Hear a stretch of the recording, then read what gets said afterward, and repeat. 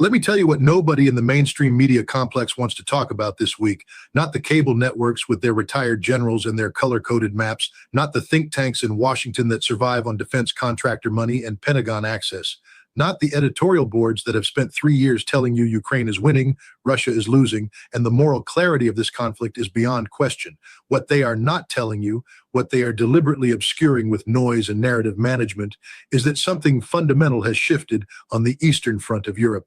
Something that rewrites not just the tactical calculus of this war, but the entire philosophical framework through which the Western military-industrial establishment has sold you this conflict.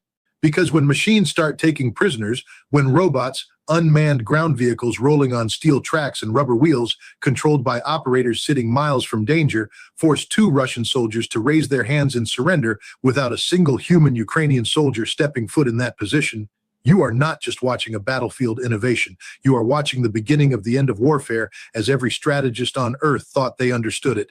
And the implications of that for this war, for the next war, for the entire geopolitical architecture being constructed right now in real time are something Washington, Brussels, and Kiev's public relations machine are not remotely prepared to explain to you honestly. So let us start from the beginning.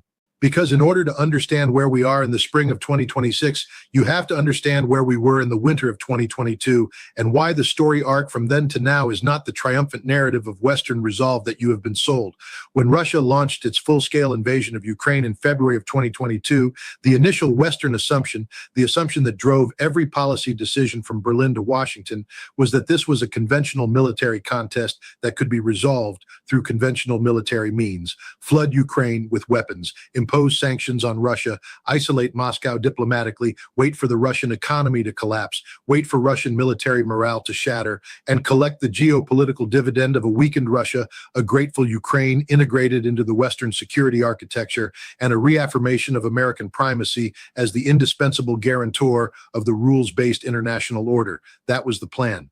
And for 3 years, that plan has been failing in ways that the architects of it are constitutionally incapable of admitting, because admitting failure requires acknowledging the assumptions that generated the failure.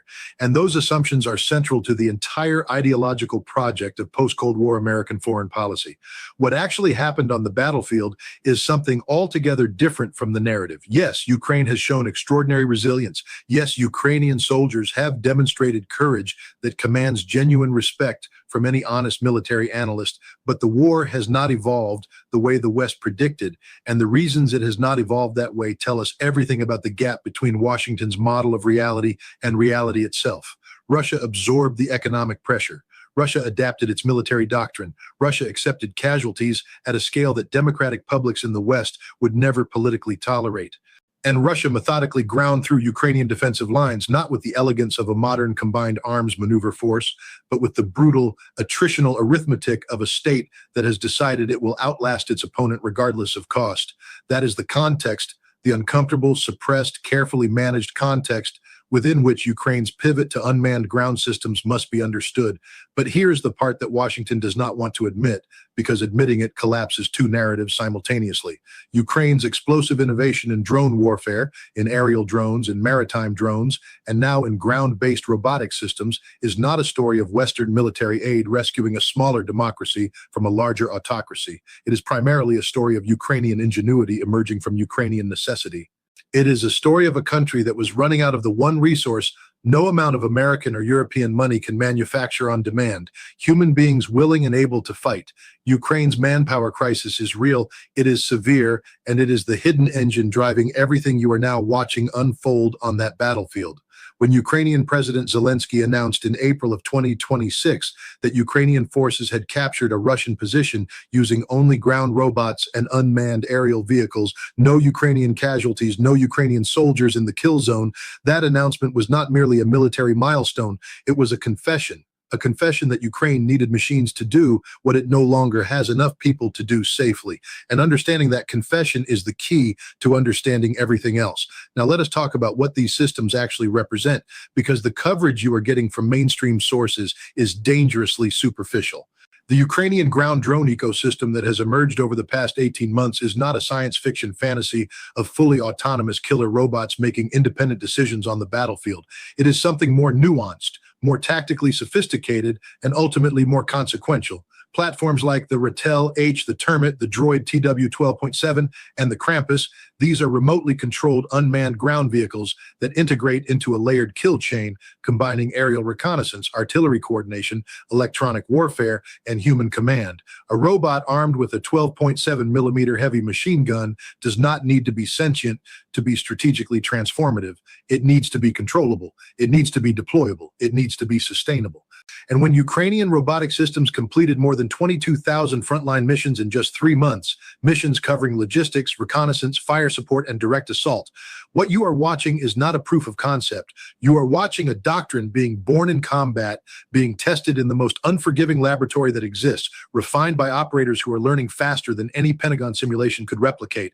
The doctrinal implications of this are enormous, and they are being absorbed very differently in different capitals right now. In Brussels, the European Union has allocated over €1 billion through the European Defence Fund for projects specifically including AI-powered drone systems with Ukrainian subcontractors embedded in that industrial base. Europe is not just watching Ukraine's robotic battlefield emerge. Europe is investing in it, learning from it, and preparing to industrialize it. In Beijing, Chinese military planners are watching the Ukrainian experience with the same intensity and clinical detachment they applied to every American military operation from Desert Storm forward, absorbing lessons, identifying vulnerabilities, refining their own doctrine for a potential future confrontation over Taiwan. And in Washington, the dominant conversation remains trapped in a framework that is 3 generations of technological evolution behind what is actually happening in the Donbass. But here is what no one is connecting for you. And this is where the analysis has to go deeper than the hardware. The emergence of unmanned ground warfare in Ukraine is not an isolated military technological phenomenon. It is embedded in a broader transformation of global power that is reshaping every assumption the post-1991 American-led order rested upon. Think about what drone warfare has actually accomplished in this conflict beyond the battlefield metrics. It has democratized lethality. It has disrupted the traditional correlation of forces calculus, the old equation where raw mass of tanks and artillery and infantry numbers determined outcomes. It has demonstrated that a smaller, poorer, more adaptive adversary can impose catastrophic costs on a numerically superior force if it innovates faster and integrates technology more intelligently into its tactical doctrine. That lesson is not lost on anyone watching from Tehran. It is not lost on anyone watching from Pyongyang. It is absolutely not lost on anyone watching from Beijing. And it is not lost on the governments of the global South that have spent decades watching American military power used as an instrument of political coercion and are now watching that instrument's monopoly on technological intimidation erode in real time. Now, let us be rigorous here, because honest analysis demands rigor even when it cuts against a narrative you might prefer. Russia is not standing still. The assumption peddled in Western commentary that Russian forces are simply absorbing Ukrainian drone innovation without adapting is demonstrably false, and believing it is strategically dangerous. Throughout 2025, Russia systematically matured its counter-drone capabilities. Moscow has layered electronic warfare systems. It has developed short-range air defense specifically calibrated to engage small drones. It has trained infantry units in counter-drone tactics. It has moved critical command and control infrastructure, artillery systems, and logistics nodes deeper behind the front, beyond the effective range of most Ukrainian strike drones, and placed them under dense electronic warfare protection. The kill zone that Ukraine has created along the front line, now stretching 15 to 40 kilometers depending on the system, is real and lethal, but Russia has adapted its operational depth in response. And this adaptation is creating a new strategic problem for Ukraine that the drone revolution alone cannot solve. The gap between where Ukrainian systems can strike and where Russian power now actually resides is widening, not closing. Ukrainian equipment losses, according to open-source tracking from Oryx, began exceeding Russian losses in 2025, reversing a trend that had held since the opening of the full-scale invasion. Russian glide bombs, dropped at a rate of over 3,500 in November of 2025 alone, have flattened tree lines where Ukrainian drone operators shelter and obliterated the buildings that serve as forward command positions. Russian mid-range drone strikes have pressured Ukrainian logistics hubs and rear area infrastructure. The Ukrainian rear, once a concept suggesting relative safety, is fading. What this tells a serious analyst is that the ground drone revolution is a genuine tactical leap forward for Ukraine, but it is not a strategic solution.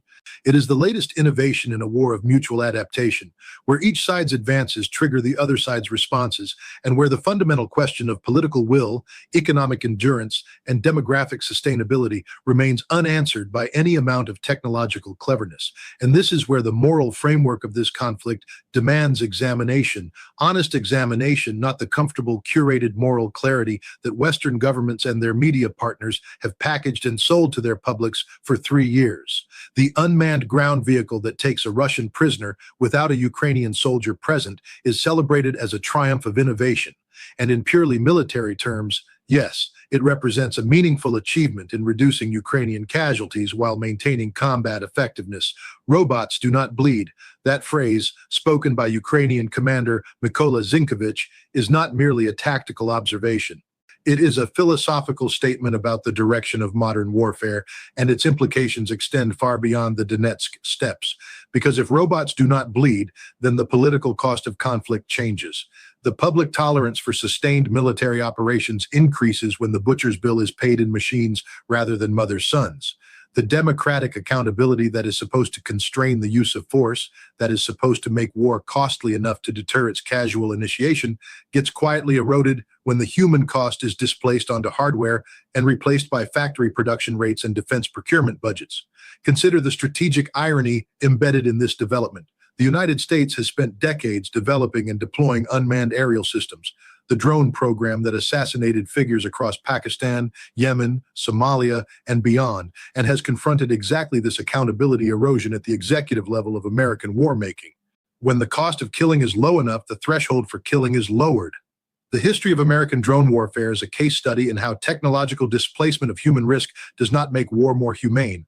It makes war more frequent, more remote, more insulated from democratic scrutiny, and ultimately more destabilizing to the international order that the United States claims to be defending. Ukraine is now entering that same calculus from a different angle, as the defended party rather than the aggressor. But the logic is structurally identical. And the precedent being established in the fields of eastern Ukraine in 2026 will shape every future conflict that any military power on Earth contemplates initiating for the next 50 years. The European response to this precedent is already visible and already alarming if you are paying attention. The SAFE instrument adopted by the European Union, providing up to 150 billion euros in defense loans, specifically targeting small drones, anti-drone systems, cyber capabilities, and ground combat support systems, is not a defensive reaction to the Ukrainian war. It is a long-term industrial reorientation. Europe is building the infrastructure, the production capacity, the doctrinal framework, the institutional relationships between its defense industrial base and its military commands to fight the kind of war it is watching unfold in Ukraine. And the direction of that reorientation, the logic embedded in those investment choices, points toward a future in which unmanned ground systems are not a Ukrainian innovation born of desperation, but a standard component of European military doctrine. That is a seismic shift in the security architecture of a continent that spent the post-Cold War era genuinely believing it had moved beyond military competition as a primary instrument of statecraft. Meanwhile, the economic dimension of this conflict continues to be undersold in mainstream coverage, and it is essential to the complete picture. Ukrainian drone strikes on Russian energy infrastructure, on oil terminals at Novorossiysk, Primorsk, and Ust-Luga on the Baltic, are not just tactical harassment operations. They are strikes at the financial foundation of Russia's capacity to sustain this war. When the Primorsk attack burns an estimated $200 million of oil and the Ust-Luga strikes cut naphtha exports by 70% in a single week, you are watching an economic attrition campaign running parallel to the military one. The Institute for the Study of War characterized Ukrainian drone innovations in April of 2026 as having shifted the battlefield advantage in Ukraine's favor. And this assessment, coming from a strongly pro-Ukrainian analytical institution, carries weight precisely because it is not reflexive boosterism, but a measured judgment based on observable capability improvements.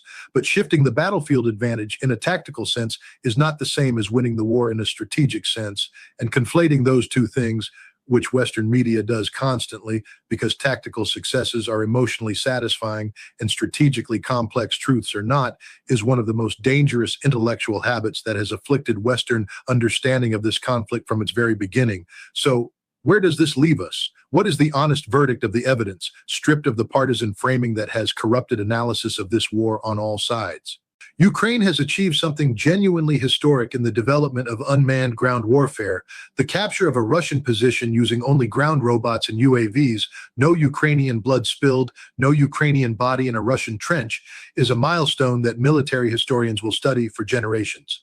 The scale of deployment over 22,000 frontline robotic missions in 3 months demonstrates that this is not a demonstration technology. It is operational reality.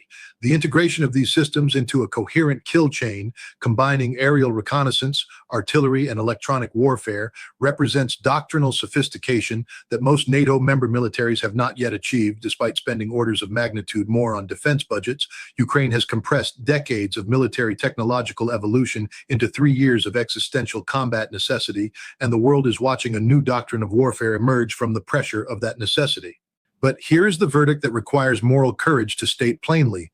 Technological innovation does not resolve political contradictions. The drone that takes a prisoner without bleeding does not answer the question of what kind of political settlement ends this war. The robotic system that holds a frontline position for 45 days does not answer the question of what Ukraine looks like in 10 years, or what Russia looks like, or what Europe looks like, or what the relationship between the United States and a world that is actively reorganizing itself around the inadequacy of American leadership looks like.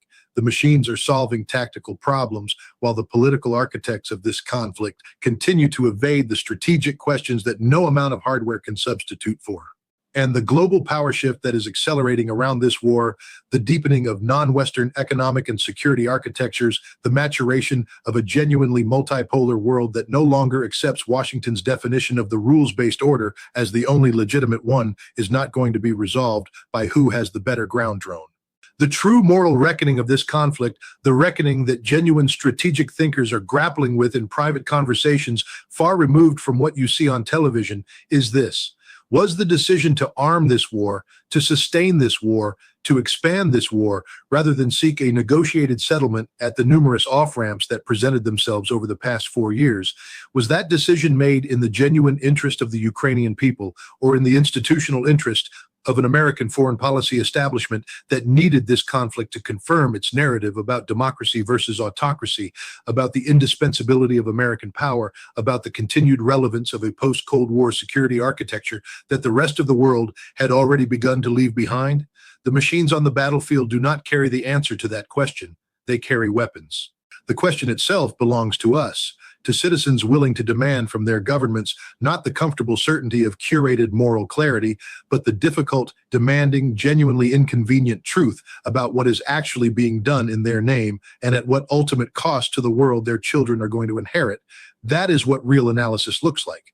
That is what demanding real information means, not the information that confirms what you already believe, not the information that flatters the side you are rooting for, the information that tells you what is actually happening and what it actually means and what it is actually going to cost in blood, in treasure, in the architecture of a world order that is being remade right now, whether Washington is prepared to acknowledge it or not.